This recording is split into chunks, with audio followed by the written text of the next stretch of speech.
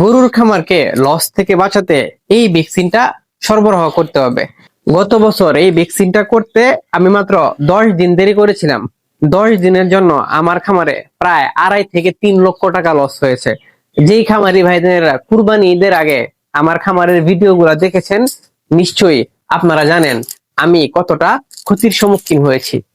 সারা বছরই গরুর খামার ধ্বংস থেকে বাঁচাতে এই ভ্যাকসিনটা করতে হয়।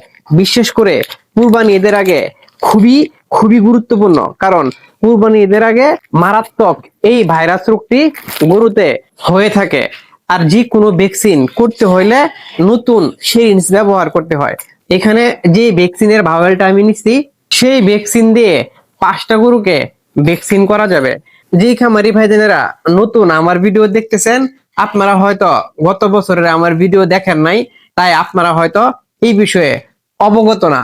এই ভ্যাকসিনটা হচ্ছে খুরাভ্যাক্স। খুরাভ্যাক্স খুরা রোগের একটি ভ্যাকসিন, যেটাকে FMD, foot and mouth disease বলে।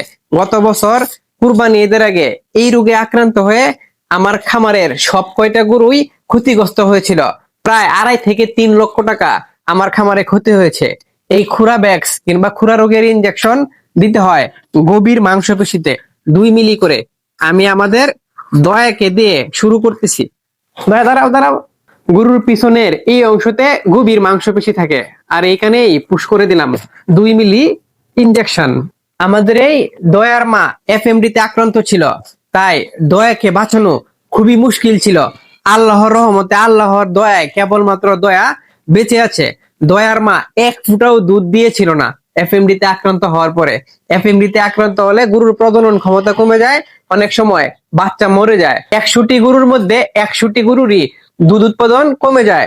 দয়া যদি দুধ পাইতো, দয়া হয়তো বা এখন যতটুকু উচ্চতা দয়ার আছে তার চেয়ে ডবল উচ্চতা হইতো।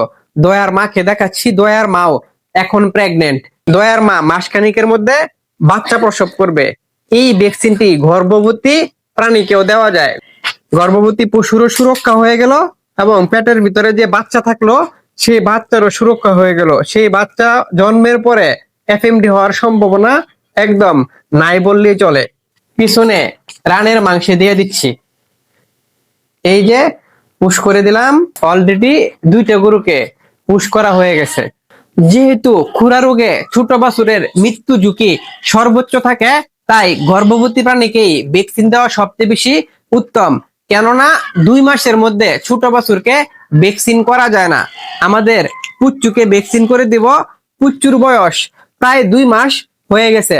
বাছুরের শরীরে অ্যান্টিবডি কম থাকে বিধায় 2 মাসের পূর্বে গবেষণায় ভ্যাকসিন দিতে নিষেধ করা হয়েছে। পুশ করে দিলাম পুচ্চুকেও 2 মিলি।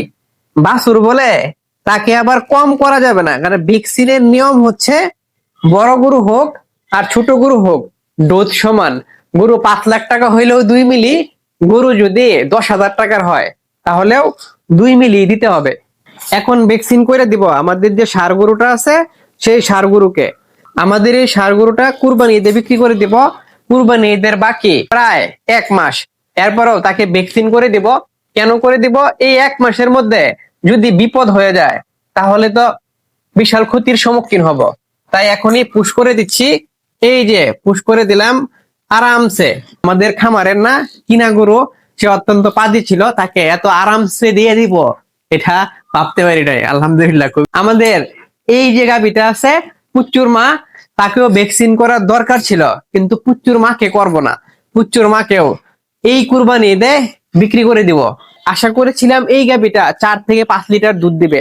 তার উলানের গঠন, তার বডি কন্ডিশন, তাকে যে দানাদার খাবারটা আমি দিচ্ছি, এই হিসাবে 4 থেকে 5 লিটার দুধ দেওয়ার কথা ছিল। কিন্তু সে এখন দুধ একবারেই দিচ্ছে না। তার একমাত্র কারণ, প্রেগনেন্ট অবস্থায় এই পুত্তু যখন পেটে ছিল তখনই সে এফএমডি তে আক্রান্ত হয়েছিল। এখন তাকে বিক্রি করে দিব। বেশিরভাগ ক্ষেত্রে এরকম হয়, যদি কোনো গরু এফএমডি তে আক্রান্ত হয় তাহলে পরবর্তী সময় তাকে এফএমডি তে আক্রান্ত হওয়ার সম্ভাবনা খুব কম থাকে। এটা গবেষণা না, এটা বাস্তবতা। প্রিয় খামারি ভাইজানেরা, আপনাদের উপকারের স্বার্থে ভিডিওটা তৈরি করা।